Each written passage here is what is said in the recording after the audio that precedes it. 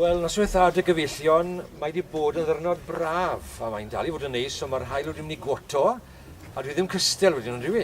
Ond croeso cynnes i chi i'r llecyn tawel arbennig hwn. Y llecyn hanesyddol yma mewn perthynas â Waldo fel i chi gyd yn gwybod, ac i ni'n dadorchuddio fan hyn beth sydd yn gyddiedig tu ôl y ddau goch amlwg yma fan hyn wrth i ni gyrraedd yr tir cysegredig yma. Ymraint i'w cyflwyno i chi Cerwyn. Ni wedi bod eisiau i chi ni adnabod ei gyd gystal â fi siwr o fod. I ni'n adnabod yn gilydd ers 20 mlynedd erbyn hyn.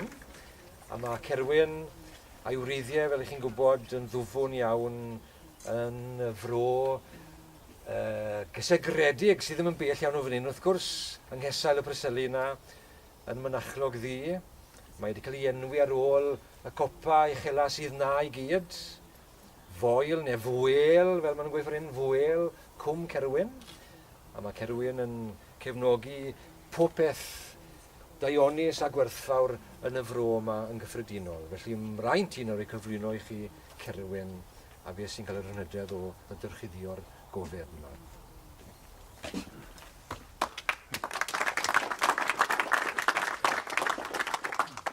Diolch i Eirian, Cadeirydd Cymdeithas Waldo am y cyflwyniad. Dwi'n cymryddi yn fraint ar uchel iawn i fod yma heno yn dadorchuddio'r plac yma. Y tro gyntaf beth i'r daith fan hyn, oedd y wraig yn dywys newid eich charn. Yn lle mynd yn fwy, fel mae bobl yn eu byd nhw'n gwella, mynd yn llai a than, a dywys prynu mini. A buon ni'n garej yn Slefyll fan hyn, a wai amser ysfario, a feddylion ni beth am fynd am daith fach o gwmpas. A nes o'n i gyrraedd y llecyn hyfryd yma, a wrth gwrs fy rhaid mynd nawr i weld y dderwen gam, achos o'n i'n gwybod y cefndir a hanes Waldo yn ymwneud â'r lle. Cyn bod fi'n dadorchuddio, dwi'n mynd i gadw chi'n hir yma, ond rhyw bwtiau bach sydd wedi dod i'r meddwl wrth bod fi'n cael yr uchel fraint yma.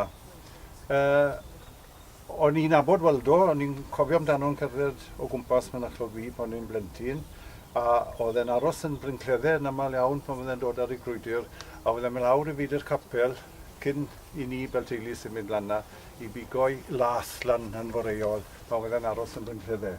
Oedd Waldo yn mynd yn na un o'r gorchwilion Waldo oedd mynd ar ôl y llath.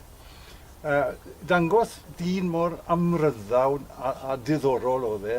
Os ych chi wedi darllen llyfr WR, fi yw hwn, mae sôn am boes y frenin cynnal cyngerdd yn Cysmal, a dwi'n meddwl gymro Alun a Jackie wedi dod lawr da fi yno bod ni'n sôn am Cysmal. Oedd boes y frenin yn cynnal cyngerdd na, a oedd rhai o'r aelodau wedi colli reolaeth a wedi mynd i werthu'n ac yn y blaen. A oedd y ddrama neu'r sketch neu beth byna ar fi'n mynd yn ddyrnau man. Ond gyda cil i ligad, welodd WR Waldo a gwen ddireidus, a mae'n dangos bod hyn o dyn mawr fel Waldo yn gallu cael sport a bethau bach ysgawn a bethau materol. Yr ail beth dwi'n cyfeirio ato, cael sgwrs gyda Vernon Cross, a Vernon yn gweud am i da Jack y Cross ddim wedi cael lawer o addysg, a pan bod Jack mas ar llath ar ben y stan lath, oedd Waldo yn dod o gwmpas, a mini disfario cyn bod Waldo yn mynd i le byna oedd e'n mynd, a eisiau rhoi dymach o wybodaeth i Jack, a na beth oedd e'n cael oedd gwers deiryddiaeth. A oedd Waldo'n cydio'n bastwn, a yn y pryd fan ni'n tynnu rhyw ddarn bach o fap yn dangos le oedd Australia a America, a dyn yn folon rhoi o'i ddawn i ddysgu rhywun wedi ddim wedi cael yr un manteisio nag e.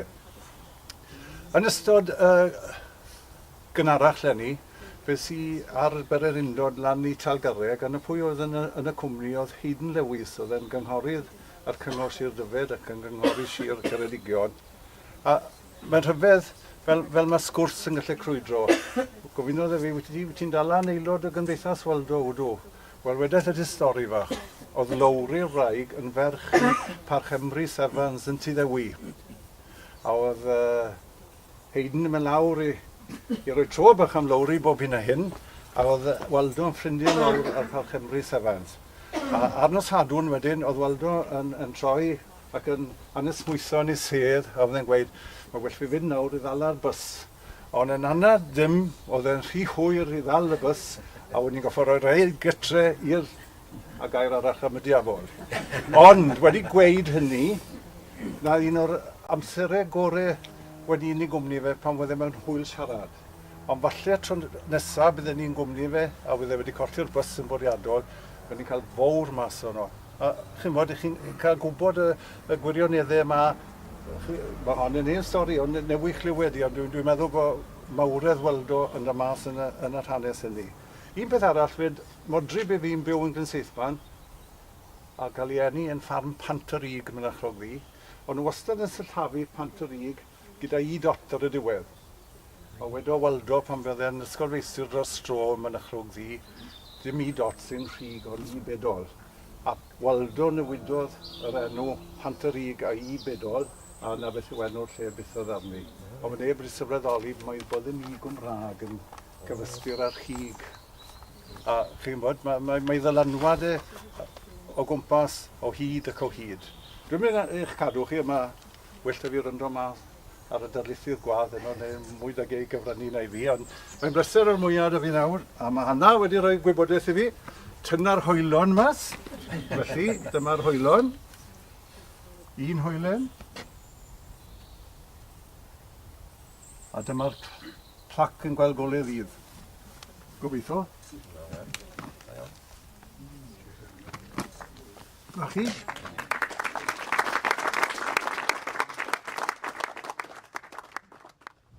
Rhedodd y môr i fyny'r afon yn cyrlio serchog pur ei drem unwaith a myrdd o weithiau wedyn cyn i mi gael y dderwen gam.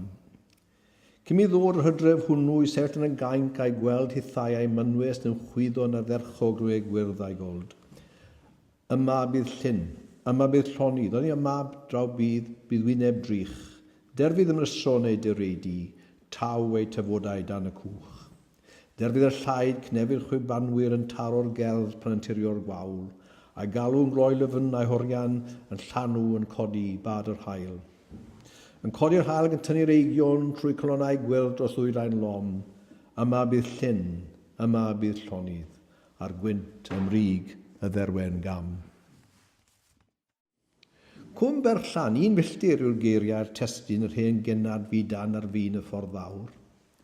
Ac ond yma'n feidir fach gil yn ymestyn rhwng clwyddiau mi eri i lawr ac i lawr.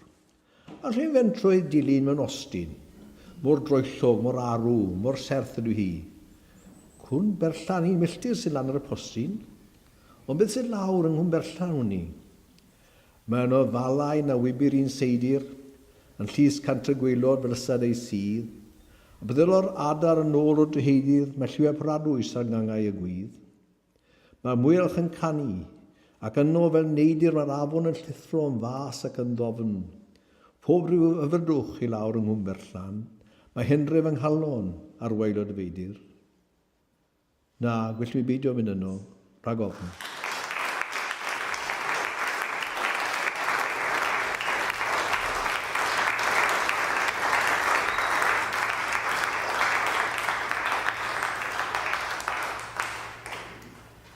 Gwyn i byd yr oes a'i clyw. Cyfeirio ma Waldo fyna, wrth gwrs, ati rieni yn bennaf. Ond greda i hefyd bod e'n cyfeirio at bobl oedd yn tystio dros yr hyn oedd e'n argyhoeddedig yn ei gylch ar hyd y canrifoedd. Mi roedd Waldo yn anghyd ffurfiwr o'r anghyd ffurfwyr. Ac fi am ystyried datblygiad anghyd ffurfiaeth o'r dechreuadau cynhara a'r traddodiad yr oedd Waldo'n ei fawrygu ac yn ei bwysleisio. Drwy hanes y ddynoliaeth, mae pobl wedi ymdrechu i ddeall beth yw ystyr y phwrpas bywyd. Yr ymdrech honno yw'r hyn a alw'n yn grefydd. Ymdrech i wneud sens o fywyd a'r hyn sy'n mynd ymlaen yn y byd naturiol. Mae e hefyd yn ymwneud â trio deall y natur ddynol rhyfeddol y gymleth yma a mae pob un ohonom ni wedi etifeddu. Fe osodir y cyfan yng nghyd-destun grym goriwch naturiol sydd i'w chlaw ein bod a'n deall. yr egni sy'n ymdreiddio drwy'r greadigaeth i gyd. Yr un yr hwn yr enw Duw arno.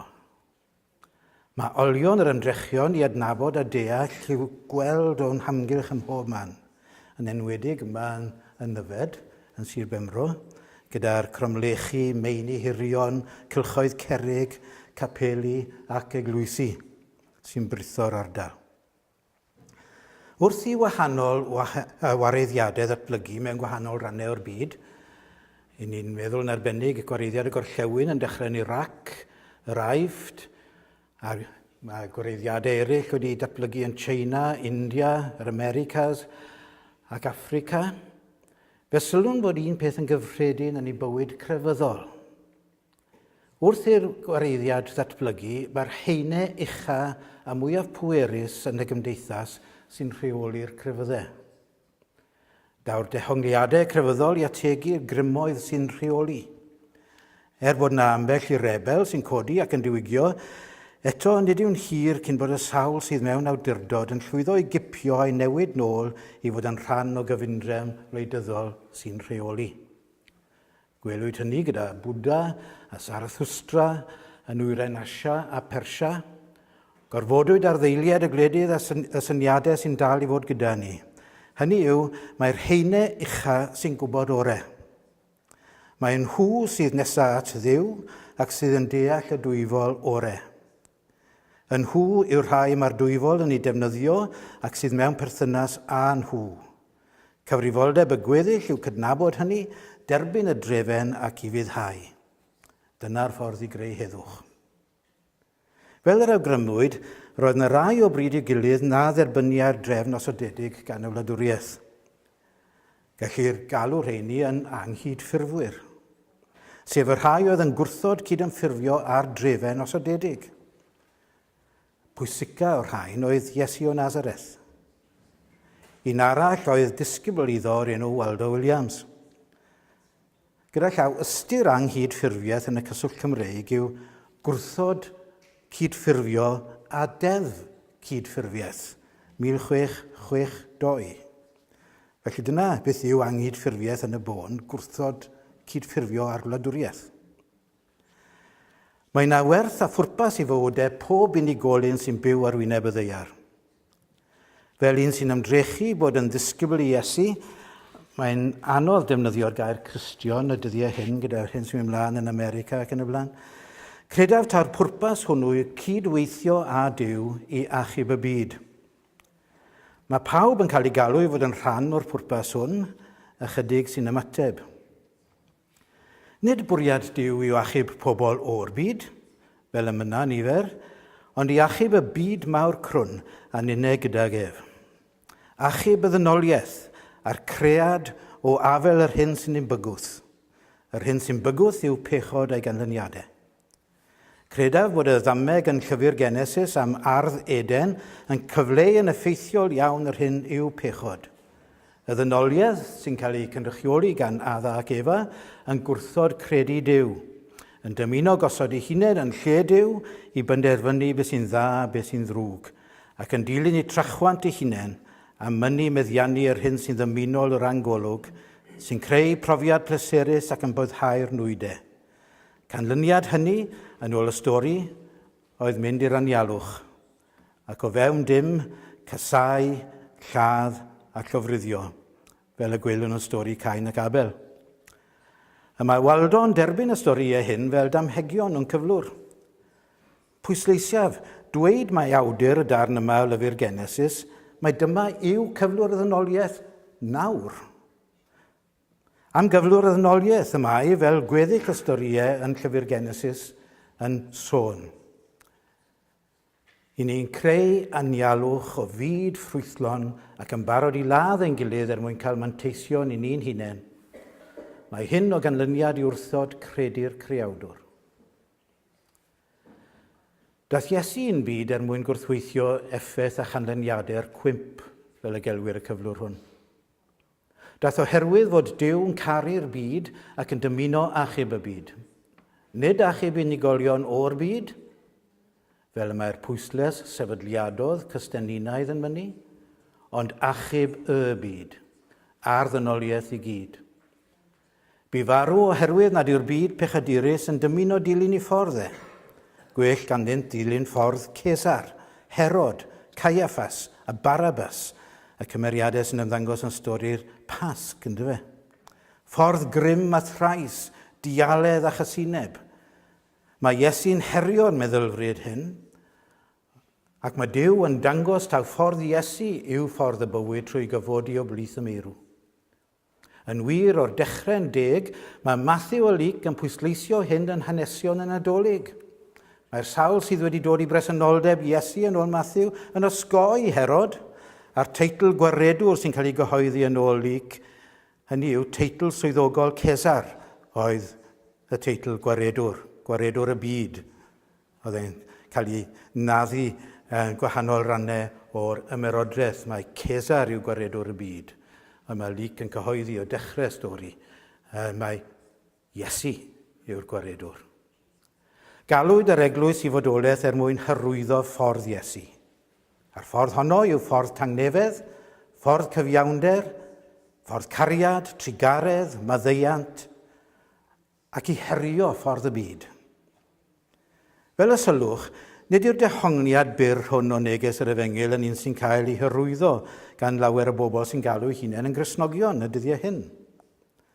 Ond credaf I fod yn dehongliad y byddai Waldo yn gallu ei amenio. Dyma'r dehongliad sydd agosaf at y traddodiad radicalaidd ac anghydffurfiol o fewn yr eglwys. Y traddodiad y ymfalchiau Waldo ynddo. Y mae neges heddwch Iesu yn ganolog i'r Efengyl hon. Neges sydd wedi sylfaenu ar y ffaith ei fod wedi rhoi gwerth ac urddas ar bob person. Yn arbennig felly y rhai sydd ar gyrion y gymdeithas. Gwragedd, tlodion a chaethweision yn ei gyfnod ef. Geiriau Iesu o'r Gwynfydau sy'n rhan o'r bregaeth ar y mynydd yw gwyn I byd y tangnefeddwyr, can isgelwyr hwy yn blant I Dduw. A dyma'r adnod eiconaidd y mae Waldo wedi arall eirio yn ei gerdd fawr y tangnefeddwyr, ac sy'n bennawd i'r ychydig sylwadau hyn. Credai Waldo, fel Iesu, bod gwerth anfeidrol I bob unigolyn. Yr oedd hyrwyddo urddas a rhyddid yr unigolyn yn holl bwysig iddo. Dyna pam roedd y cysyniad o frawdoliaeth mor bwysig iddo, gyda'r pwysles ar gydnabod gwerth a phwysigrwydd yr arall. Cysyniad Cristnogol yw hwn. Drwy farw dros bob person, y mae Iesu wedi rhoi gwerth amhrisiadwy ar bob unigolyn. Dyma un o'r chwyldroadau meddyliol a moesol pwysicaf a gydiodd yn ychymig pobl wrth i'r eglwys Gristnogol ymledu ar draws Ewrop. Ac mae wedi effeithio ar bob diwylliant a chrefydd erbyn heddi. Dywed Larry Siedentop, darlithydd mewn meddwl gwleidyddol yn Rhydychen, am ddylanwad cenhadaeth Paul enghraifft. For his understanding of the meaning of Jesus' death and resurrection introduced to the world a new picture of reality. It provided an ontological foundation for the individual through the promise that humans have access to the deepest reality as individuals rather than merely as members of a group. Arweiniodd y syniadau hyn yn y pen draw at ddileu caeth wasanaeth ac I dwf y gwerthoedd rhyddfrydig, fel y wladwriaeth les, addysg crad I bawb, gwasanaeth iechyd. Yr union bethau sy'n cael ei bygwth gyda gwanhau y gydwybod anghydffurfiol, fel oedd yn cael ei alw. Ac yr union werthoedd y mae rhyfel a'r paratoadau ar ei gyfer yn ei dymchwel a'i dinistrio. Bod yn geithwas i'r wladwriaeth yw bod yn filwr, y meddwl Waldo. Perthyn y syniad o hawliau dynol i'r rhyddfrydiaeth hyn, syniadau Cristnogol un nhw yn ei hanfod. Mae'n dda cofio hyn wrth ein bod yn dathlu 70 mlynedd o'r datganiad dros hawliau dynol eleni. Cysyniad Cristnogol yw heddychiaeth hefyd, sydd yn gysylltiedig ar hyn yr ydym newydd gyfeirio ato. Os oes gwerth am rhysiadwy ar bob unigolyn, yna mae gwerth ar y personau hynny y mae'r wladwriaeth yn dweud wrthym sy'n ddiwerth. Y rhai sy'n cael ei galw'n elynion. Caru'r gelyn yw'r galw sydd arnom. Mae'r gelyn o'r un gwerth ger bron Duw a ger ydym ni. Bu Iesu farw dros ei elynion. Cymodwyd ni a Duw trwy farwolaeth i fab pan oeddem yn elynion, medd Paul, yn ei lythyr at y Rhufeiniaid. Dilorni'r gelyn yw'r hyn a wneir ym mhob rhyfel, a'r anogaeth arnom yw i ni gysau fel bod is-ddynol. Dygir i urddas oddi arno.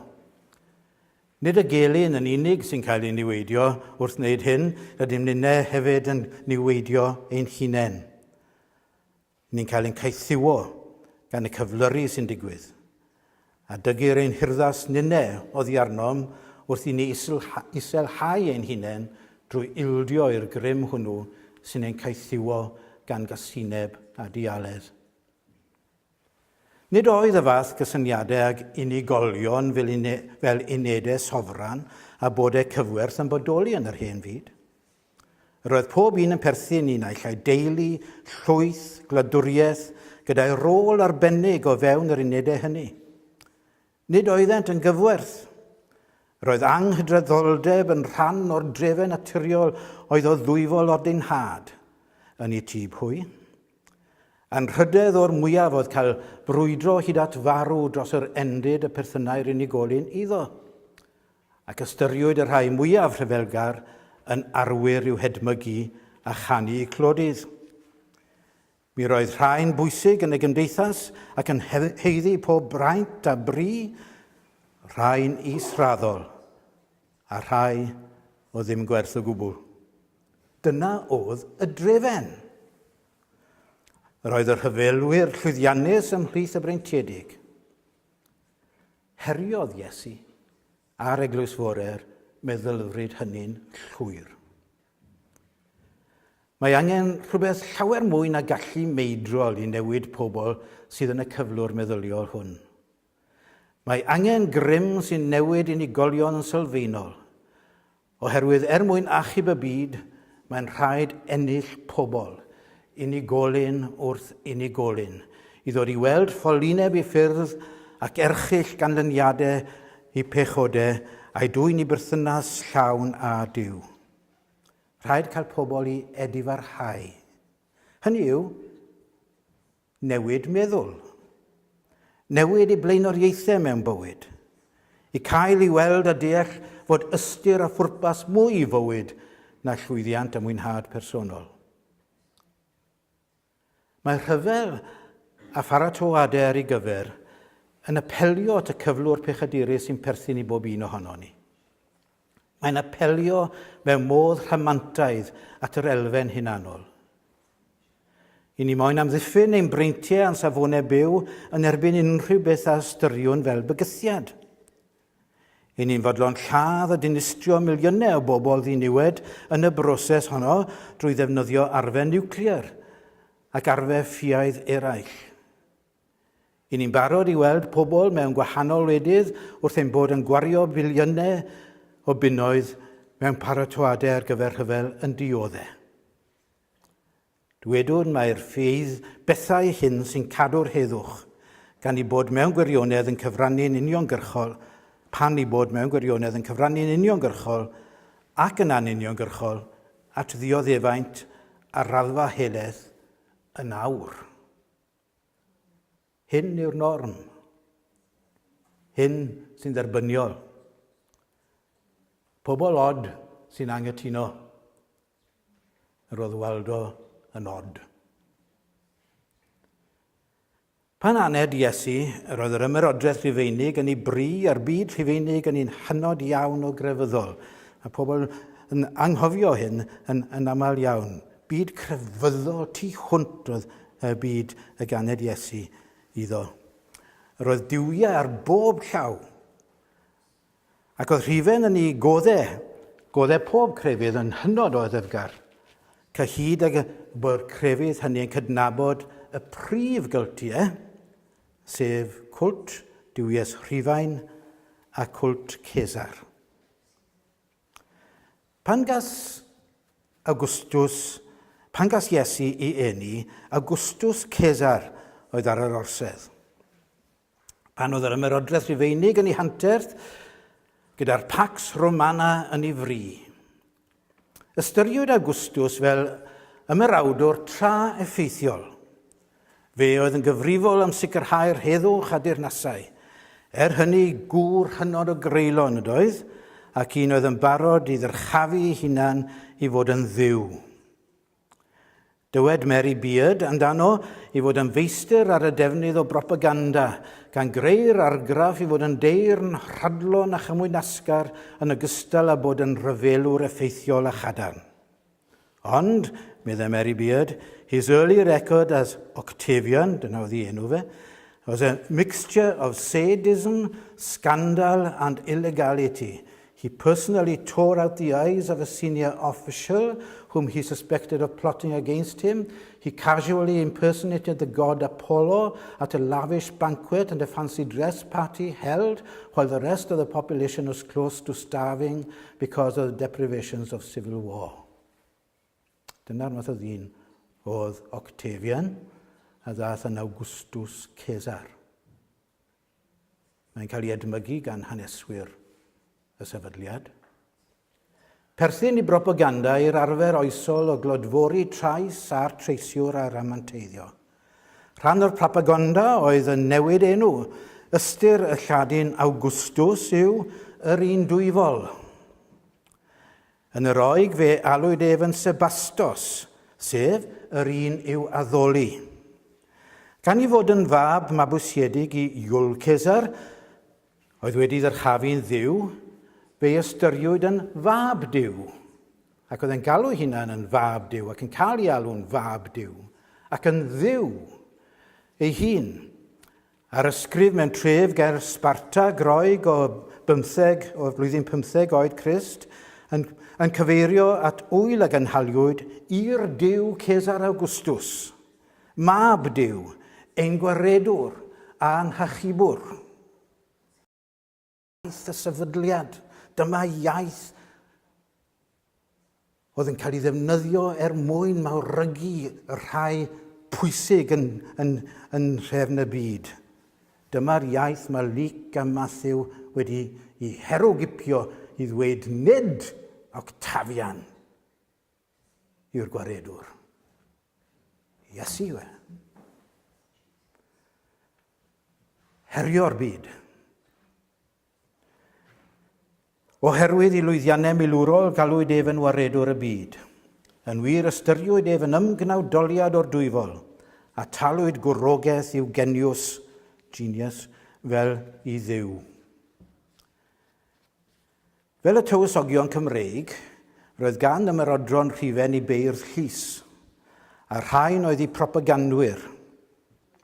Mae Sextus Propertius yn portreadu'r diw Apollo yn helpu Octavian, sef Augustus, yn ei ryfel yn erbyn Antoni a Cleopatra, ac yn ei gyfarch adeg y frwydr fawr yn Actiwm, y frwydr forwrol a benderfynodd ganlyniad yr rhyfel cartre hwnnw.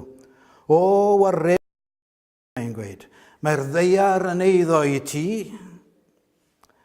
Yn ei gerdd glasurol yr Aenid, mae Fyrsil yn adrodd hanes rhifen o'i dechrau hyd fuddugoliaeth Octavian ym mrwydr Actiwm, gan bwysleisio bod holl hanes yn arwen at y dwthwn hwnnw, a asododd Octavian yn arglwydd yr holl fyd. Dywed Horas am Augustus, arna ti tra yma yn ein plith, rhoddwn anrhydeddeg osodwn allorau i dyngu wrth ei enw, a cyffeswn a fydd unrhyw beth tebyg i ti yn dy ddilyn nac wedi bod wrth flaen. Ceisiodd Octavian newid y ffordd i gyfri'r blynyddoedd. Dyddiad i ddechrau amser i Octavian oedd dydd i enedigaeth. Llwyddodd i ychwanegu 2 fis i'r flwyddyn, sef Gorffennaf ag Awst, sef July ac August yn Saesneg, ynddo fe. Yr hen galendar oedd September, October, November, December, sef Septem, Octo, Novem, Decem, 7, 8, 9, 10. Dyna'r misoedd hynny, ynddo fe, 7, 8, 9, 10. Oen nhw, fe ychwanegodd 2 fis Enwi un ar ôl I listad, Julius, a'r llall ar ôl fe ei hunan, Augustus. Ac medde Ovid, o dad sanctaidd, cyfarch Augustus Cesar mae'n gwneud. O dad sanctaidd y dadwlad. Siwr chi'n cyfieithu fatherland? Dadwlad, mae mamlad yn swnio'n iawn yn dweud. Dyw tadwlad ddim yn swnio'n iawn rhyw ffordd. Ond y fatherland yw'r Saesneg am y gair a ddefnyddiwyd. O dad sanctaidd y dadwlad. Mae'r plebiaid wedi rhoi'r enw hwn I ti. Mae'r Senedd wedi rhoi hanes wnaeth hynny gyntaf. Ti yw tad y byd. Ti yw tad y ddynoliaeth. I'r beirdd hyn y mae Cesar yn ddwyfol. Dyma'r llenyddiaeth a ddysgwyd ac a ddysgur o hyd yn yr ysgolion bonedd wrth iddynt fawrygu imperialaeth. Dyma'r meddylfryd. Dyma'r norm. Yr oedd propaganda'r Rhufeiniaid yn hynod effeithiol yn ei oes ac yn wir mae ei effeithiolrwydd a'i ddylanwad yn para hyd heddi. Dyma'r meddylfryd sy'n rheoli'n byd ni o hyd. Mae rhamanteiddio'r rhyfel yn dal I ddigwydd ac yn cael ei hyrwyddo gan lywodraethau'r gwledydd. Heddwch ar fodwyd gan fygythion a thrais eithafol oedd y Pax Romana. Tangnefedd y byd hwn. Mae Iesu'n cynnig ffordd arall yn dweud. Rhoddaf I chi dangnefedd, nid fel y mae'r byd yn rhoi, y rhoddaf I chi. Perfeithiwyd y dull mwyaf creulon y gael gwared ar rai y beryglau'r Pax Romana. Benthyciad o Persia oedd y dull yma, sef y groes a chroeshoelio. Ystyriwyd unrhyw un a fygythiau'r heddwch Rhufeinig fel terfysgwr a heiddau arteithio a'i ladd yn y modd hwn. Roedd yr heddwch hwn yn dradd erbyniol i'r breintiedig cyfoethog oedd yn byw bywydau o safon byw hynod o uchel, nid oedd felly'r werin, clawd a'r caethweision. Dibynnau'r heddwch ar y lluoedd arfog a'r parodrwydd I ddefnyddio trais eithafol a mynd I ryfel. Os am heddwch paratowch. Meddylfryd sy'n dal yn dra phoblogaidd ac sy'n rheoli'r byd olwg y mwyafrif o'r boblogaeth o hyd. Digon teg yw datgan taw dyma ffordd y byd. Nid fel y mae'r byd yn rhoi yr wyf fi'n rhoi I chi. Medde Iesu. Dioddefodd Iesu ar Golgotha, neu Galfaria, o ganlyniad I ymdrech yr awdurdodau Rhufeinig I gadw'r heddwch hwn. Sylwch fel y gnaeth yr eglwys fore herio'r meddylfryd imperialaidd hwn drwy ddefnyddio fel symbol, un o symbolau cynhara Cristnogol, yr uchthws. Sy'n cynrychioli, gair sy'n golygu pysgodyn yw uchthws wrth gwrs yn eroig, ond mae'r llythrennau yn cynrychioli Iesus Christos, Theo Huios Soter.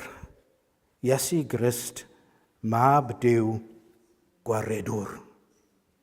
Yn datgan mae Iesu yw mab Duw ac fe yw'r gwaredwr. Ac yn datgan hynny I fyd oedd yn credu mai Cesar oedd mab Duw a Cesar oedd y gwaredwr. Na, nid symbol bach sentimental neis oedd hwnnw, ond datganiad heriol oedd yn deyrn fradwraeth yng ngolwg yr awdurdodau. Heriau holl ffordd o feddwl a'i holl werthoedd. Lluniwyd storiau'r geni gan Matthew o Luc mwyn herio'r meddylfryd hwn a'r cwlt imperialaidd. Ganwyd Iesu ymhlith y tlodion gwledig. Ond I dyna ergyd pwysles Luc pan ddywed iddo gael ei osod I orwedd ymhreseb yr anifel, a bod I rieni wedi cyflwyno aberth y tlodion, 2 golomen pan gyflwynwyd Iesu yn y deml. Duw yn uniaethu â'r tlodion. Yr oedd Palestina yn rhan o ymerodraeth Rhufeinig yn ystod bywyd Iesu, heblaw am gyfnod illtudiaeth yn yr Aifft, yr oedd Judea a Samaria yn cael ei llywodraethu gan raglaw Rhufeinig. Un ohonynt oedd Pontius Pilatus, a Galilea a thiroedd eraill y tu hwnt i'r Iorddonen gan fab Herod fawr, sef Herod Antipas. Nid oedd gan Iesu unrhyw barch at hwn, galwodd ef yn gadno er enghraifft. Gyda chaniatâd rhifen ac o dan ei hawdurdod y teyrnasau ef. Yr oedd haenau uchaf Gymdeithas Iddewig yn cynnwys y Sadwceaid a llawer o'r Pharisëaid yn cydweithredu ar Rhufeiniaid ac yn ymelwa ar y Pax Romana. Yr oeddent yn rhan o'r gyfundrefn o'r mesol. Nhw oedd perchnogion y tiroedd yn Galilea. Ond yr oeddent yn byw yn y ddinas, yn bennaf yn Jerusalem, ac o'i plith hwy y daeth yr arweinwyr crefyddol a reolau'r deml. Rhain oedd gelynion Iesu. Nodweddwyd y cyfnod gan ymlediad y bwlch rhwng y tlawd a tra chyfoethog. Lot o ymchwil wedi cael ei wneud yn ddiweddar i sefyllfa economaidd Galilea yn y cyfnod cynnar hwn, yng nghyfnod Iesu. Ac mi roedd yr hyn oedd yn digwydd yno, mi roedd y tlodion yn mynd yn dlotach a'r cyfoethog yn gyfoethocach yn y cyfnod hwnnw. Ac oedd Iesu wrth gwrs yn uniaethu hunan gyda'r tlodion. Trigar cyfoethog yn y dinasoedd mawr, i breintiau hwy a amddiffynwyd gan y lluoedd arfog, weithiau rhag bygythiadau o'r tu fas, ond gan amlaf rhag y bobl yn y wlad, fel y gwelwyd yn ystod y gwrthryfeloedd niferus a fi ym Mhalestina. Un o nodweddion y gyfundrefn filwrol Rufeinig, fel pob cyfundrefn filwrol a chyfundrefn imperialedd, oedd balchder trahais, arrogant. Yn Galilea, roedd dwy ddinas llewyrchus, Sepphoris a Tiberias. Nid aeth Iesu'n agos i'r naill na'r llall yn ystod i'w weinidogaeth. Nid ydynt hyd yn oed yn cael ei henwi yn yr Efengylau. Troes ymhlith y tlodion gwledig, gan gyrchu pentrefi bach fel Nazareth a Capernaum, Cana a Bethsaida. Roedd gwerthoedd ymarferol Iesu yn gwbl wahanol i eiddo Rhufain. Mi roedd Iesu yn anghydffurfiwr. Mae Paul wrth reswm nategu hynny. Gwel ef yr eglwys fel cymuned o bobl oedd wedi derbyn Iesu fel arglwydd, neu'n frenin, neu'n deyrn, ac fel disgyblion iddo yn mabwysiadu ei werthoedd. Dinasyddion yn ef yw aelodau'r eglwys. Byw yn unol ar gwerthoedd hynny yw ei braint. Derbyn bod Iesu yn newid agwedd pobl i ffordd o feddwl a'i bydolwg. Mae Paul yn datgan, gadewch i Dduw eich traws ffurfio trwy adnewyddu eich meddwl. Sonia Iesu am ddyllineb meddwl. Ac oni dyna i wedi feirwch, newid meddwl, newid agwedd, newid gwerthoedd. Dywed Tacitus yn ei hanes am erlyd y Cristnogion gan Nero yn Rhufen yn 64 oed Crist, pan merthyrwyd Paul a Pedr, i bod yn cael ei herlyd am ei bod yn casau'r hil ddynol. Roedd ei gwerthoedd mor gwbl wahanol i'r mwyafrif llethol o bobl yr ymerodres. O'n nhw'n datgan mae Iesu yw'r arglwydd, nid Cesar. O'n nhw'n troi ymhlith gwehilion cymdeithas. Oedd dim gwahaniaeth neu golwg nhw rhwng caeth a rhydd. Oedd merched yr un mor bwysig a dynion yn ei golwg nhw. Oedd pob cenedl, pob iaith, pob diwylliant o'r un gwerth. Ar y Pentecost, beth sydd yn digwydd, mae pob un yn clywed yn ei iaith ei hun. Nid pob un, nid y wyrth yw bod pob un yn dod i ddeall yr iaith ganolog oedd yn cael ei lefaru, ond bod pob un yn clywed yr hyn oedd yn cael ei lefaru yn ei iaith ei hun, iaith ei fam. Mae'n cael ei bwysleisio yn Llyfr Actau'r Apostolion. Oedd ysfa am gyfiawnder, yn newynu a sychedu am gyfiawnder. Ac oedd ymwrthod yn llwyr a thrais. Oedd y holl bethau hyn yn anrhufeinig. Ac oedd pobl o'n ei harddel nhw yn cael ei ystyried fel rhai oedd yn casau yr hil ddynol. Roedd y goreiddiad Rhufeinig wedi sefydlu ar y fela ac imperialaeth ymosodol. Ac mae Erig Davies yn dweud, perthynau ef, y Cristion, i deyrnas na fynnau fel teyrnasoedd y ddeiar, ledu i therfynau trwy drais ac ymladd, ac amddiffyn i cham drwy daro'n ôl a dial. Pan o'n i'n astudio, cyfeiriodd eiriant y ffaith mo fi wedi bod yn y coleg cyn mynd i'r weinidogaeth. Ac yn y coleg coffa, Pennar Davies yn dysgu ffrind mawr i Waldo, wrth gwrs. Ac yn rhannu'r un gwerthoedd ac oedd Waldo yn ei rhannu. Yn y coleg, o dewis gyda ni, a mae unrhyw un sydd wedi gwneud y cwrs ar gyfer y weinidogaeth neu'r gradd BD yn gwybod bod y dewis yma yn un dwl. Naill ai astudio'r eglwys fore neu'r diwygiad Protestanaidd. Roedd yn yr adeg honno am unau newydd ddod o dan argyhoeddiad Cristnogol, yn awyddus i wybod sut roedd pobl eraill oedd yn dod at Iesu o'r newydd, heb gefndir o draddodiad ac arfer yn dehongli'r Efengil. Siwr oedd y bobl yn y canrifoedd cynhara yna yn dehongli neges Iesu. Siwr oedd nhw yn dehongli yr Efengil hon.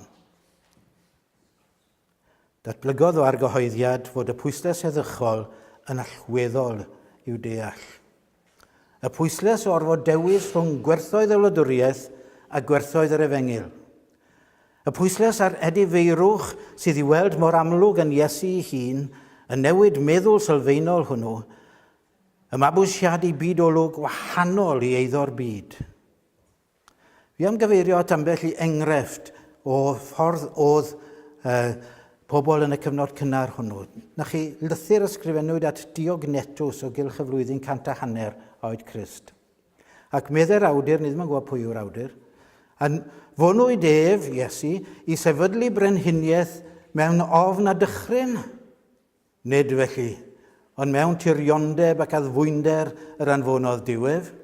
Anfonodd ef yn geidwad drwy berswad ac nid trwy rym, oherwydd nid yw grym yn briodoledd yn niw, fe danfonwyd i gymell pobl ato, ac nid yw herlyd, i garu ac nid i farnu.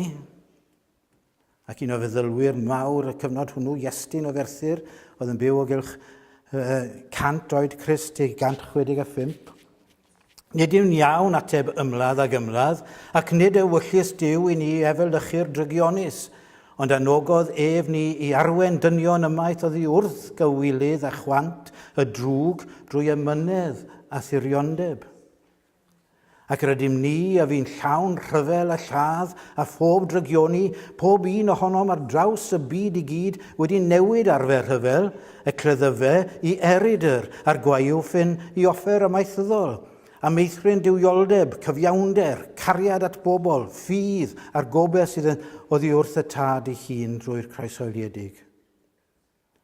Rydym ni a fi'n lladdwyr ein gilydd, nid yn unig yn gwrthod rhyfela yn erbyn ein gelynion, ond mwyn peidio dweud celwydd neu gam arwen y rhai sy'n ein harholi, yn barod i farw'n cyffesu Crist. Yna chi Eirenaiws o Lugdunum. Eirenaiws i enw Groeg yn golygu heddwch, wrth gwrs. Eirene yw'r gair Groeg am heddwch. O Lugdunum, Lyon yn Ffrainc yw Lugdunum, gair tebyg i Gymraeg, dinas lleu yw ystyr Lugdunum. Ac oedd Eirenaiws yn siarad yr iaith Geltaidd, yr Aleg, ac yn pregethu yn yr Aleg. Ac medde fe, os yw cyfraith rhyddid, hynny yw gair Duw a gyhoeddwyd i'r ddeiar gyfan gan yr apostolion o aeth allan o Jerusalem, wedi achosi newid i'r fath raddau, bod y cenhedloedd ei hunain yn troi cleddyfe a'i gwaywffyn rhyfel i fod yn erydyr ac yn grymanau a roddwyd ganddo ef, Duw i fedi grawn, hynny yw arfau heddwch, a'i bod yn gwybod bellach nid am y modd i ymladd, ond yn hytrach pan o'i tarewyr, cynnig y foch arall. Yna ni ddywedwyd hyn am neb arall gan y proffwydi, ond am yr un a'i cyflawnodd. Nawr hwn yw ein harglwydd. Ac medde ath yn agras. Dysgasom nid yn unig i beidio tharo nôl a myned i gyfraith yn erbyn y rhai anhysbeilio ac anhanrheithio, ond hefyd os yn trewir gan rywrai ar un rydd i droi'r llall iddynt hefyd. Meddyliwr arbennig oedd Tertullianus. Ond pa fodd y gall Cristion ryfela? A pha fodd y gall wasanaethu fel milwr yn amser heddwch? Heb y cleddif a gymerwyd ymaith gan yr arglwydd? I filwyr ddyfod at Iesu a derbyn cyfarwyddyd ganddo ac i ganwriad gredu eto wedyn wrth i arfogi Pedr, fe ddiarfogodd yr arglwydd bob milwr. Ac mwyn y cyfieithydd fi'n neidio ymlaen bach at Origenes o Alexandria. Ni wasanaethwn yr ymherodwr fel milwr i fod yn gofyn i ni. Ar gyfer y rhai sy'n holi o ble y deithom neu pwy yw'n harweinydd, dywedwn ein bod yn dod yn unol a chyfarwyddiadau Iesu dorri lawr ein cleddyfer rhyfelgar a thrahais o ymrafel i syche a trown i grymanau y gwaywffyn a ddefnyddiwyd gynt i ymladd. Oherwydd ni chymerw'n gleddif yn erbyn cenedl mwyach ac ni ddysgwn ryfel mwyach gan ein bod yn blant heddwch mwyn Iesu sy'n arweinydd i ni yn hytrach na dilyn o dweddion ein hynafied a'n gwnaeth yn ddieithriad i'r cyfamodau. Mae hwnna'n ddyfyniad mas o lith yn erbyn Celsus. Celsus oedd un o elynion pennaf y Gristnogaeth. Ac un o gwynion ef yn erbyn yr eglwys oedd na fydde neb ar gael i amddiffyn yr ymerodraeth pe bydde pawb yn troi'n Gristnogion. Iddo ef yr oedd bod yn Gristion yn gyfystyr a bod yn wrth Rhufeinig. Mewn gair yn fradwr. Hyn yn atgoffa fi am stori o'r Rhyfel Byd Cyntaf. Ym 1916, yr oedd achos cyfreithiol mawr yn Llundain, gyda nifer o heddychwyr amlwg o flaen y llys. Yn y llys dyma'r erlynydd, dyn o'r enw Archibald Bodkin. Fe oedd un o'r erlynwyr yn achos Roger Casement hefyd gyda llaw. Yn datgan mewn rhwystredigaeth mawr yn y llys, gyda'r holl ffynyddion yma o'i flaen oedd yn cyhyddo nhw. War would become impossible if all men were to have that view, the view that war is wrong. Wel, dyna'n union beth o'n nhw'n dadlu yn y llys. Yr oedd y diffinyddion i'ch benni digon. Printiwyd posteri gyda datganiad Bodkin yn cael lle amlwg arno. Erlyniwyd un dyn oedd yn arddangos y poster yma ac yr oedd yn annog pobl i beidio ymladd yn cael ei ystyried yn weithred fradwrus. A pwy a ddewswyd i erlyn yn y llys? Bodkin. Yr oedd Bodkin felly yn erlyn ei hunan, achos fe oedd awdur y geiriau oedd ar y poster. Ac felly fe nath rai pobl gynnig iddo fe, roedd, achos i fod yn erlyd ei hunan yn y modd hwn, codi arian i helpu i rai gau blant pe bydde fe'n llwyddo halau hunan i'r carchar. Maximilianus o Numidia oedd enw'r gwrthwynebu'r cydwybodol cyntaf, a ni'n gwybod amdano. Fe gas ei ferthyru yn ardal Algeria a Gogledd Affrica. Fel mab i filwr, oedd disgwyl iddo fe ymuno ar fyddin. Gas ei ddwy'n gerbron yr awdurdodau Darlith mwyn tyngu llw i Cesar wrth ddod yn aelod o'r fyddin. Gwrthododd wneud hynny. A'i ddatganiad oedd ni allaf wasanaethu fel milwr. Ni allaf gyflawni'r hyn sy'n ddrygionus, yr wyf yn Gristion. Fel Cristion, ni allaf gyflawni drwg.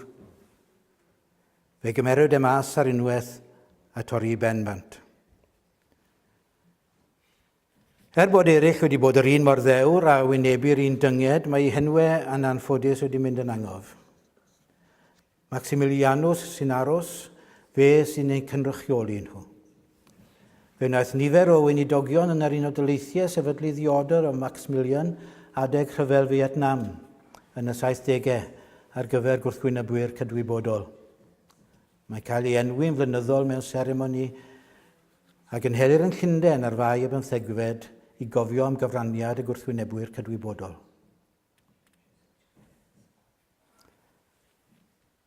Meddwl Lactantius, pan yw Duw'n gwahardd lladd, a mae'n ein gwahardd ni nid yn unig i ysbeilio yr hyn beth neu chaniata'r deddfe cyhoeddus, ond rhybyddia ef ni rhag gwneithir yr hyn a gyfrifir yn gyfreithlon ymhlith dynion.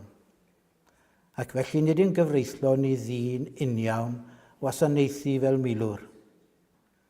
Ni ddylai gwneud eithriad o gwbl i bod bob amser na'n gyfreithlon lladd dyn, a Duw wedi ewyllysio iddo fod yn greadur cysegredig. Lluniwyd llawlyfrau yr eglwysi i defnyddio mewn mae 3 wedi goroesi o'r cyfnod 190 i 235 oed Crist. Canonau Hippolytus, y drefn eglwys Eiftaidd a testament ein harglwydd. Mae'r 3 yn dal yr un safbwynt. Rheola'r testament na ddylid bedyddio na milwr nac ynad onid ymddiswyddau, ac na ddylai Cristion ymuno ar fyddin o gwbl. Mae'r awduron uchod o 4 ban yr ymerodraeth. Maen nhw'n dod o wahanol gyfnodau, maen nhw'n gwahaniaethu yn ei barn am nifer o faterion am wneud ar eglwys, pwyntiau o athrawiaeth, etc. Ond maent yn unfrydol ar hyn. Iddy'n twy, yr oedd yn un o hanfodion i'w dealltwriaeth o neges yr Efengil. Yn y flwyddyn 313, cyhoeddodd Cystennyn i oddefiad. Newidiodd agwedd arweinwyr yr eglwys dros nos. Ond wedi mynd i gredu fod teyrnas Dduw wedi cyrraedd. Ac mae cyfrifoldeb pob Cristion bellach oedd ymladd dros y deyrnas honno. Daeth wedi ddal yr argyhoeddiad fod credu yn bwysicach na gweithredu, orthodoxis yn hytrach nag orthopraxis. Ac ni'n cael pobl fel Athanasius, Cyril ac Awstyn o Hippo, yr oedd rhain, pob un ohonyn nhw'n yn cyflwyno bod angen amddiffyn drwy ddefnyddio trais. Yr oedd union grededd o'r pwys mwyaf yn ei golwg nhw. Hyn oedd yn cynnal y sefydliad. Spaddwyd y ffydd drwy wneud yn opiwm y bobl. Gorfodwyd unffurfiaeth a derbyn hierarchi gyda'r cyfoethog yn dal y grym a tlodion i'w dilyn y wasaeth.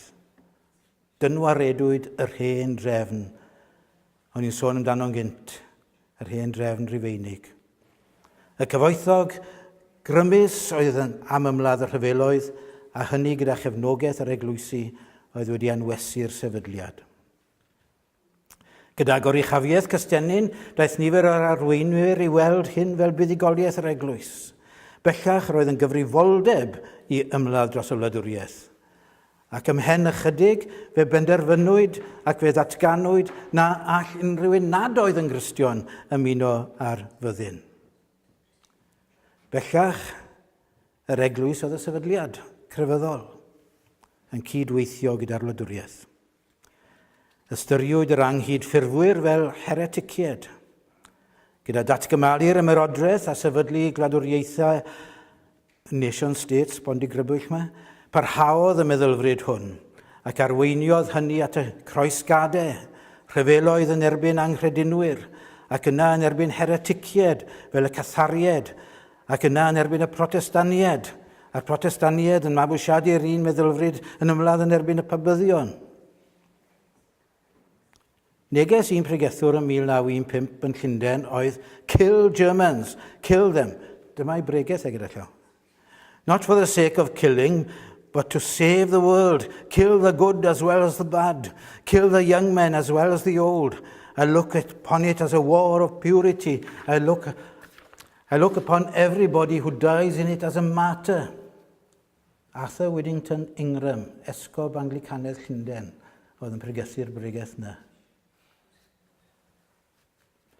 Cyfrol y mynodd yn had yn mod i'n ei darllen pan wedes i mod i'n mynd i'r weinidogaeth oedd The Fall of Christianity, gan iseldirwr o'r enw G.J. Heering. Cyfrol y gafodd argraff fawr arno fe yn y 1930au ac yntau'n Gristion ifanc oedd hon. Dadl Heering yw bod yr eglwys wedi brydychu harglwydd trwy gyfaddawdi'r fath raddau i bod wedi colli yr hyn oedd yn hanfodol i'w thystiolaeth drwy gydweithredu gyda'r wladwriaeth. Hynny yw, collodd ei heddychiaeth. Ond nid yn llwyr, diolch i Dduw, parhaodd dystiolaeth dros heddwch yn y mudiad mynachaidd. Oedd yn fudiad hynod o radical ar y ffurf y ddaeth i'r gorllewin. Ymhlith y mynaich gwnaeth yr anghyd ffurwyr gael eu cartref. Dyna chi Martin o Tŵr. Hyd yn hyn, fe'ch gwasanaethais fel milwr, meddai fe wrth yr ymerawdwr pan wedodd e bod e'n ymadel ar fyddin. Oedd wedi cael ei eni yn fab i filwr a oedd disgwyl i meibion milwyr i fynd i'r fyddin ei hunain. A dyma Martin yn dweud wrth yr ymerawdwr, noson cyn brwydr, bod e'n gwrthod ymladd. Hyd yn hyn fe'ch gwasanaethais fel milwr. Gadewch i mi fod yn awr yn filwr Duw, milwr Crist wy fi, nid yw'n gyfreithlon i mi ymladd. Dyna doi ffrind iddo fe, Paulinus a Victricius. A dath Victricius draw i Bryden i siarad gyda'r brythoniaid. Ni ddim yn siŵr beth oedd ei neges ond fe fi yma am gyfnod. Oedd y ddau yn ddisgyblion i Martin ac fel fe yn ddoi gyn filwr. Ac medde'r naill wrth y llall mewn llythyr, ydych wedi taflu arfe gwaed i ffwrdd, ac megis wedi gwisgo arfe heddwch. Rydych yn gwawdio eich arfogi ar cleddyf gan eich bod wedi eich arfogi â Christ. Sylweddolodd y Cristnogion cynnar hefyd, na ellir cael heddwch heb gael cyfiawnder. Cynhyrchodd yr eglwysi ymhlith y Cymru neu'r Brythoniaid nifer o arweinwyr radical iawn yn y cyfnod cynnar. Yn ei plith yr oedd un o'r enw Pelagius. Meddai Pelagius yn un o'i lithau, gadewch i ni weld os oes gan ffordd o fyw y gŵr cyfoethog debygrwydd a ffordd Crist. Mae'r naill yn ymffrosgar a'r llall yn isel. Y naill yn falch, y llall yn wylaidd. Y naill yn llawn ffyrnigrwydd, y llall yn dyner. Y naill yn grac, y llall yn ddioddefus. Y naill yn ymfalchio, y llall yn ostyngedig. Mae'r naill yn dirmygu'r tlawd, tra bo'r llall yn ei cyfleidio. Mae'r naill yn ei camdrin, tra bo'r llall yn ei cynorthwyo. A thrwy yr adeg, yr ydych yn argyhoeddi eich hunan bod cyfoeth o Dduw. Nid yr rhain oedd yr unig ddiwinyddion radical ar gyfandir Ewrop yn y cyfnod hwnnw. Pelagius a'i ddilynwyr hynny yw. Yr oedd Cymro na wyddus mwy enw, ond oedd yn byw ar ynys Sicily ac adnabyddir fel y Brython o Sicily. Mae'n sgrifennu'r canlynol am gyfoeth. Mae un gŵr yn berchen ar lawer o dau crand wedi haddurno am marmor drydfawr. Nid oes gan un arall cymaint a chwtbach i gadw draw yr oerfel a'r gwres. Mae gan un gŵr diroedd eang a meddianelu. Nid oes gan un arall ond tamed o brydd i eistedd arno a'i alw'n eiddo ei hun. A ddaw'r cyfoeth hyn oddi wrth Dduw? Pe bydde Duw wedi dymuno anghyfartaledd, ni fydde wedi caniatáu cyfartaledd yn yr elfennau. A yw'r cyfoethogyn a mwynhau bendithion yr awyr iach yn fwy na'r tlodyn? A yw'n teimlo gwres yr hael yn fwy neu'n llai? Pan dderbynia'r ddeiar y rhodd o law, a oes dafnau mwy yn cwmpo'r dir y cyfoethogyn na'r tlotyn? Mae'r hyn a rannwyd gan Dduw yn gyfartal. Yr hyn a geir mewn anghyfartaledd anghyfiawn yw'r hyn y mae Duw wedi ymddiried i ofal dynol. Ni ddylid beio gras Duw am anghyfartaledd mewn cyfoeth, ond yn hytrach anghyfiawnder dynion. Gwyddom taw Cymru, neu Frythoniaid, oedd y ddau awdur radical Faustus a Fastidius oedd yn gweithio ar y cyfandir yn y cyfnod cynnar hwnnw.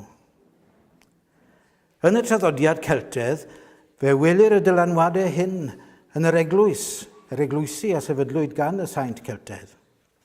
Dewi er enghraifft. Yn ei awdl i di Ddewi, fe wel Waldo Dewi fel un ag yn rychiolau'r ffordd hon o feddwl. I fod o dras brenhinol, breintiedig, a fyddai wedi hyfforddi ryfela, fe wrthododd y cyfan. Gado cysur segurid, torri balch wychterau'r byd, am drech dawn yr ymdrech deg na chwennych ddawn y chwaneg, gado'r hen air a gado'r anwiredd, gado'r hen far, gado'r hen oferedd, gado'r clod a o godi'r cledd, creu lonaf a thyngu i naf, waith a thangnefedd. Yn ôl yr hanesion am nifer o'r saint, maent yn gynfilwyr sydd wedi rhoi heibio arfe wrth ddod yn Gristnogion. Un ohonynt oedd Gwynlliw filwr, tad Cadog, a ystyrir fel un o prif genhadon y Morgannwg. Oedd yn cynnwys Gwynllwg yn y cyfnod cynnar hwnnw. Un arall oedd Illtyd Farchog. Dywed traddodiad i fod yn un o farchogion Arthur. Roedd heibio fywyd y milwr a chyflwyno ei hun i ddysgu pobl am Iesu. Sefydlodd academi bwysig yn Llanilltyd Fawr. Un arall o filwyr Arthur yn ôl traddodiad oedd Pedrog Paladrddellt, gyda'i gysylltiadau a Llandyfriog a'r Ferwig. Bu brofiadau fel milwr dywed iddo oroesi brwydr Camlan, a bu'r profiad hwnnw'n ysgytwol. Oedd e'n dioddau rhyw fath o post-traumatic stress. Aeth ati o ganlyniad i gael gwared a'i weiwffon, y Baladrddellt. Dywed Dafydd Nanmor yn yr 1115 amdano i fod wedi rhoi heibio defnyddio arfe, ac na fyddai mwyach yn arfer byth o arfer byd. Cyn iddo symud i Ferwig i dreulio gweddill i oes fel cenhadwr i Iesu yng Ngheredigion a Dyfed. Cododd mudiadau hereticedd drwy'r oesoedd canol oedd yn pwysleisio rhyw ffurf ar heddychiaeth, fel y Catharied, y Waldensied. Pwy oedd arweinydd y Waldensied? Waldo. Pedr Waldo. Dyna lle mae'r enw Waldo wedi dod, ac benthyciwyd gen feirdd yn America ac yn y blaen a dod at Waldo ei hunan, wrth gwrs. Ond Waldo yn arweinydd un o'r mudiadau hereticaidd yma yng ngolwg yr Eglwys Rufeinig oedd yn bodoli yn yr 18fed ganrif. Yr Hwsied, y Lolardied. Yng Nghymru oedd un lolard rhyfeddol o'r enw Gwallter Brit. Bu farw yn 1412 ac oedd e'n gymeriad hynod iawn. Oedd e'n heddychwr ac yn cefnogi o Glyndŵr, ac yn credu bod Cymru yn mynd i fod yn gyfrwng yn cael ei defnyddio gan Dduw i ddwyn iachawdwriaeth i'r byd. Dadleuai fod hawl gan wragedd bregethu a gweinyddu'r sacramentau. Ac fel lolard y dylai'r ysgrythurau fod yn iaith y bobl. Rhain oedd yr anghyd ffurfwyr. Dyma draddodiad Waldo. Yn y diwygiad Protestanaidd, y radicalied, sef yr anghyd ffurfwyr a ddaeth i'r casgliad bod ffyddlondeb i Iesu a bod yn ddisgyblion iddo yn golygu ymwrthod a'r rhyfel a pob paratoad ar ei gyfer. Yn wir, ymwrthod y defnyddio'r cledd mewn unrhyw fodd i ddienyddio troseddwr neu ryfela. Mynegwyd hynny yn y gyffes anghyd ffurfiol gyntaf yn y diwygiad Protestanaidd a luniwyd gan yr ail fedyddwyr yn Sleuthim ym 1527. Daeth y duedd i'r amlwg yng Nghymru ymhlith y crynwyr yn bennaf, ac yna o dan i dylanwad hwy i blith yr anghyd ffurfwyr eraill. O blith yr rheini daeth yr enwau a gysylltwn ar mudiad heddwch yng Nghymru, Morgan Llwyd o Wynedd, Samuel Roberts, Llanbryd Mair, Henry Richard Tregaron, Gwilym Hiraethog, Caledfryn, annibynwyr yna gyd gyda llaw, enwyr rhai yr wyf fi fel annibynwr yn fwy o cyfarwydd â nhw. Dros amser i elrain yr hanes i gyd wrth gwrs. A fel ym mhob diwygiad ceisio dychwelyd at yr hanfod a wnaeth yr rhain, mynd nôl i'r dechreuadau, mynd nôl i'r eglwys fore, mynd nôl at y gwerthoedd hynny. Dyna oedd dymuniad arweinwyr hyn. Beth yw'n cyfrifoldeb ni te? Mae angen i ni ddadlen achos. Mae angen i ni ddysgu am beth sy'n mynd mlaen yn ein byd ni. Mae angen i ni ddeall yr hanes a'r hyn sydd yn arwen at bethau fel maen nhw. A mae hynny'n bwysig oherwydd mae rhai sy'n hyrwyddo trais yn defnyddio hanes ac yn manteithio ar ein hanwybodaeth ni i gynnal i safbwyntiau hwy. Roedd Waldo yn ddyfal wrthi'n dadleu achos, yn defnyddio ddoniau fel llenor a bardd i wneud hynny, yn trafod, dadle gydag unigolion. Yn hyn o beth mae angen i ni ddod i ddeall yn cyflwr a chyflwyno meddylfryd a gweledigaeth gwahanol i bobl. Rhaid pwysau ar ein cefndrefnau addysg, ddysgu astudiaethau heddwch yn ein hysgolion a'n colegau. Rhaid mynd i'r afel a'r hyn sydd yn dinistrio'n cymdeithas ni. Ni'n byw mewn diwylliant o farygu rhyfel a thrais. Ystyriwch y ffilmiau ni'n gweld ar y teledu bron am bob nos, y nofelau ni'n ei darllen nhw, y cylchgronau ni'n ei darllen.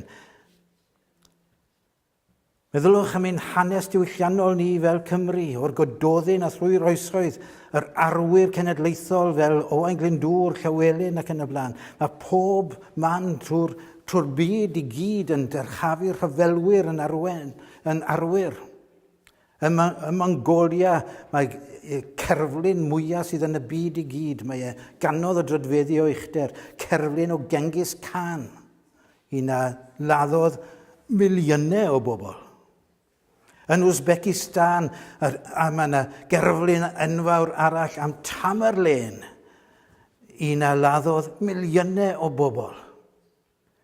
Yn Lloegr, mae yna dyrchafu mawr, mae Lŷn bellach ar bapur pimpint, Winston Churchill, un a fi'n gyfrifol am ladd cannoedd o filoedd o bobl. I ni'n rhamateiddio trais. Ni'n creu arwyr mas o'r fyddin. I fechgyn a merched yn ei harddegau ac ugeiniau cynnar, mae syniad o aberthu mwyn eraill, brwydro i greu gwell byd yn ddeniadol.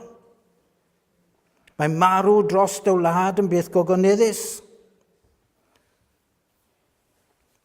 Efallai fod e. Ond mewn rhyfel cael dy ddysgu ladd dros dy wlad i ti. Wedi farw dros dy. Gobeithio mae'r ochr arall sy'n mynd i farw dros i gwlad nhw i ti.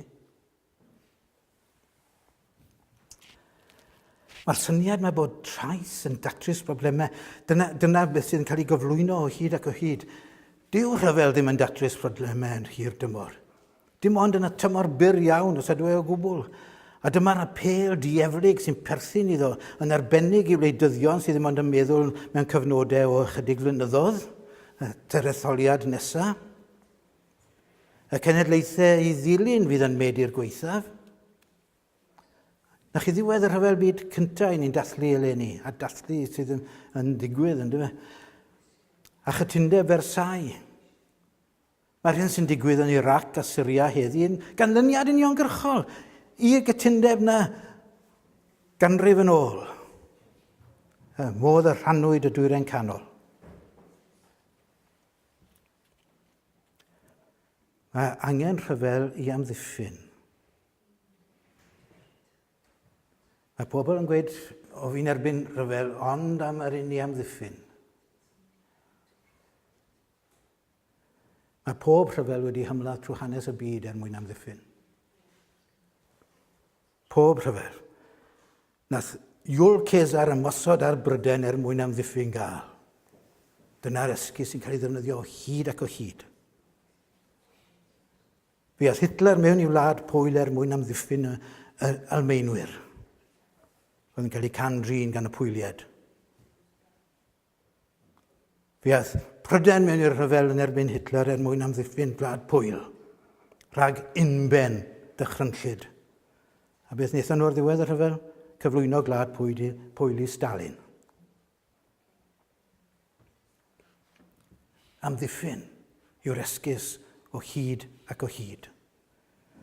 Siwrne chi'n gweud, odw, fi'n heddychwr, ond dim i amddiffyn. Bolom di ryfel i amddiffyn. Chi wedi agor y llif ddore, na fe. Achos dyna esgus sy'n cael ei defnyddio o hyd ac o hyd ac o hyd. Mae'r rhyfel yn cael ei ymladd i greu heddwch. Na'r un rhyfedda o'n nhw. Fel chi'n gwybod, ymladdwyd y rhyfel byd cyntaf mwyn rhoi diwedd o'r rhyfel. Ar ddechrau'r ganrif mwyaf gweidlyd yn hanes y ddynoliaeth. Mae pob rhyfel wedi ymladd mwyn creu heddwch hefyd. Y meddylfryd yw, mae rhaid i ni fynd i'r rhyfel nawr mwyn ein plant ni, mwyn y dyfodol. Mae rhaid i ni fod yn barod i arllwys gwad nawr. Mae rhaid i ni fynd trwy'r peth dychrynllyd yma nawr mwyn ein plant ni. Dyma feddylfryd y terrorist, gyda llaw. Dyna fel mae e'n meddwl. I fi'n bolo mynd trwy wneud y pethau ofnadw, yn cydnabod bod nhw'n ofnadw. Ni'n bolo mynd trwy wneud y pethau gofnadw yma fel bod yn plant ni'n cael byw mewn heddwch. Mae'r rhyfel yn angen rheidiol, does dim ffordd arall, medden nhw. Does dim ffordd arall o ddelio gyda unben drwg yn bosib. Mae'n gelwydd, chyma. Mae'n just yn gelwydd. Yn ystod y ganrif ddiwethaf, meddylwch am yr hyn oedd wedi digwydd yn De Affrica, yn y Pilipinas, yn Indonesia. Meddylwch am gwymp comunyddiaeth. Dechreuodd y Gwanwyn Arabaidd yn Tunisia, ynddo fe. Bydde Syria wedi mynd yr un ffordd a Tunisia ar aifft yn y cyfnod hwnnw, ond i bai am un peth. A beth oedd yr un peth hwnnw? Nath gwledydd y gorllewin werthu arfe i'r rebelied yn Syria.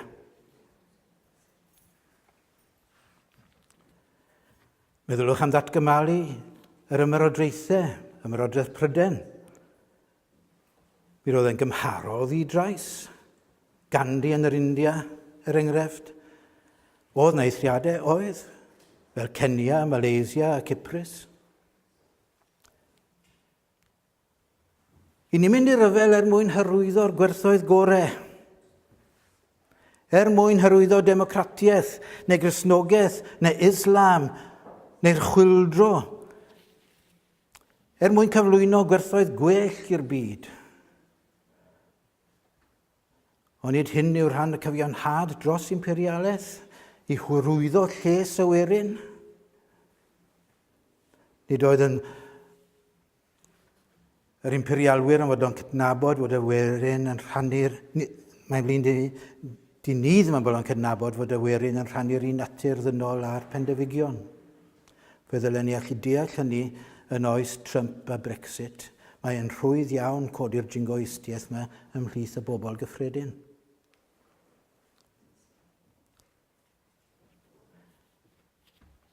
Mae'n defnyddio iaith crefydd amser ni'n sôn am ryfela, a'i gyfiawnhau ryfela.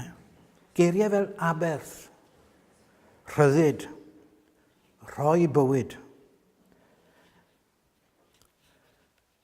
Pan o'n i yn ar VSO mas yn ystod y Malvinas,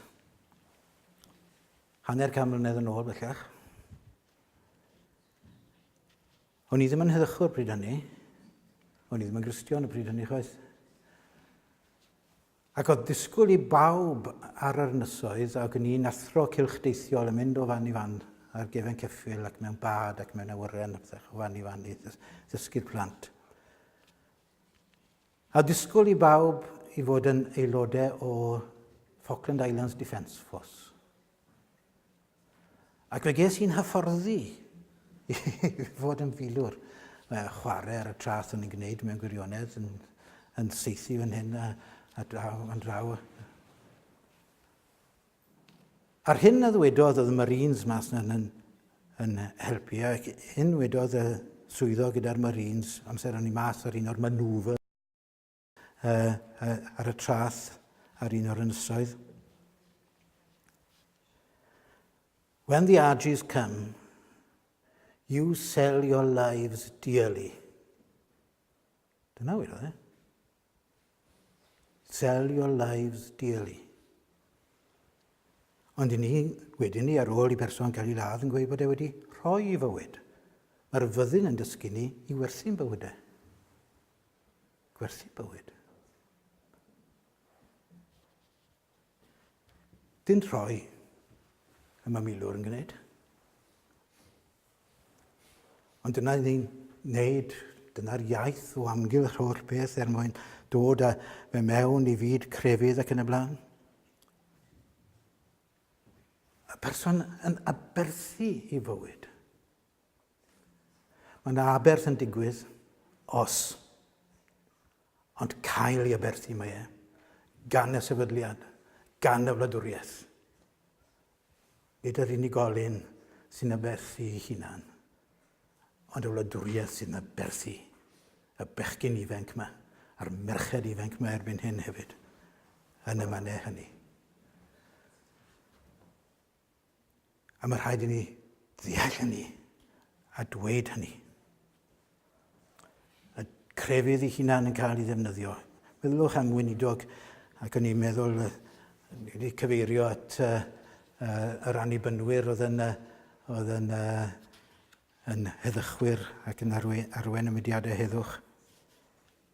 Mwyn balanso'r peth yn iawn, dyma fi'n cyfeirio at gweinidog o annibynwr yn pregethu, yn cyhoeddi ei bregaeth yn y tyst. A'i cyfiawn yw ein hachos wrth gwrs yw achos Pryden. Ydyw os yw'n gyfiawn i'r cryf gynorthwyo'r gwan. Ydyw os mae yr oen ac nid y bwystfil sydd ei deyrnasu. Ydyw os mae un tebyg i fab y dyn sydd gael yr orsedd. A'i cyfiawn yw ein hachos.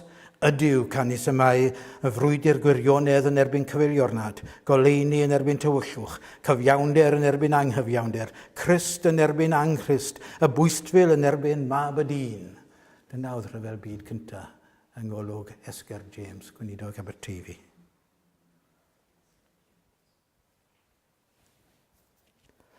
Mae paratoadau ar gyfer rhyfel yn achosi dioddefent nawr.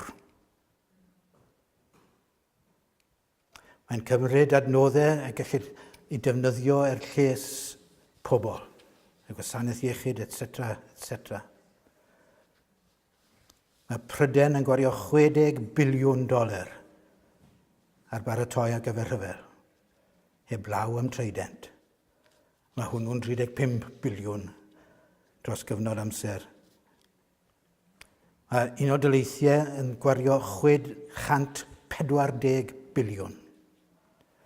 Mae'r byd yn gwario $1,747 biliwn mewn paratoadau ar gyfer rhyfel. Mae beth eisiau i ni gyflwyno i bobl a dylen heglwysu hyrwyddo hyn hefyd yn enw'r ein harglwydd ac i beidio o chyd ymffurfio o'r byd hwn.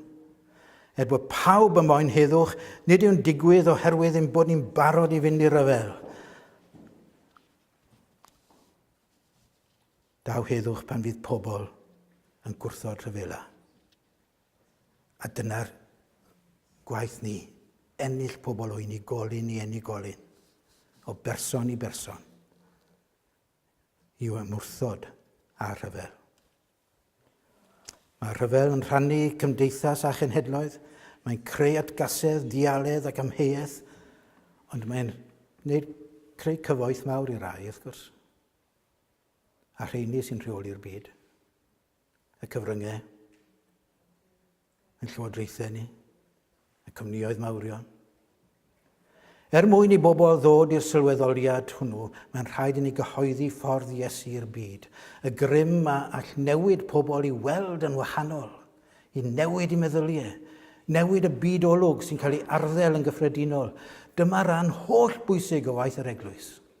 Sylweddoli fel y gwnaeth Waldo bod yr holl ddelfrydau gorau ac ar ei chelaf yn mynd yn sarn pan ein bod yn barod i ladd neu cefnogi lladd y person arall sy'n cael ei ystyried yn elyn. Pa werth nath rhi yn wawd pan laddo dyn i frawd. Odi, mae Waldo yn sefyll yn y traddodiad anghydffurfiol radical hwn. A'r bobl hyn yw wedi cyfeirio atyn nhw. Gwyn i byd yr oesau cliw.